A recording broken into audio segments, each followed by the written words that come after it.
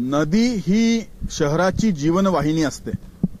दुर्दैवाने स्वार्थासाठी तिचा गैरवापर केला जातो.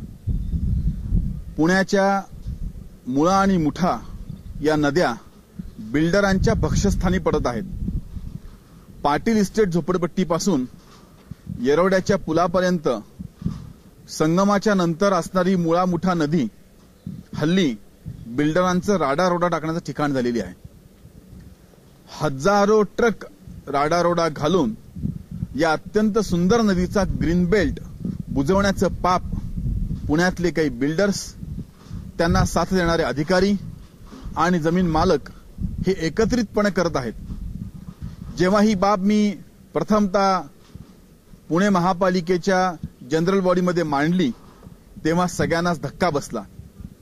प्रत्यक्ष जागेवरती नेऊन पुण्यातले पर्यावरण तज्ञ, महापौर, अधिकारी या सर्वांना हे मी पाप दाखवलं. सरळ सरळ 2 किलोमीटरचं नदीचं क्षेत्र राडारोडा टाकून बुजवलं आहे. नदीचं पात्र आकुंचित केलं आहे. नदीची पाण्याची वहन क्षमता ही कमी झाली आहे. सगळ्यात गंभीर म्हणजे पाटबंधारे खात्याने यासंबंधी महापालिकेला पूर्वीच इशारा दिला होता. अशा पद्धतीने नदीचं पात्र जर आकुंचित झालं तर पुराचा गंभीर धोका संभवू शकतो. आणि हे पुराचं पाणी संगमवाडीमध्ये, त्यानंतर बोपोडीच्या झोपडपट्टीमध्ये, औंधच्या सखल भागांमध्ये आणि नारायण, सदाशिव, शनिवार, रजपूत झोपडपट्टी, एरंडवणा या सर्व सखल भागात जाऊन लोकांच्या जीविताची आणि मालमत्तेची हानी करू शकतं.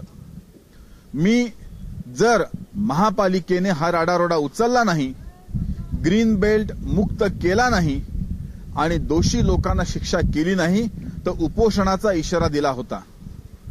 सुदैवाने माझ्या इशाऱ्याला घाबरून प्रशासन कामाला लागलं आणि आजपर्यंत 2000 ट्रक राडारोडा नदी पात्रातून काढण्यात आला आहे. मला आनंद आहे की नदी आता मोकळा श्वास घेऊ शकेल आणि नदीची मूळ वहन क्षमता ही स्थापित होईल. त्यामुळे पाण्याचा प्रवाह अखंड राहील आणि लोकांच्या जीविताला होणारी हानी, लोकांच्या मालमत्तेला होणारी हानी ही वाचू शकेल.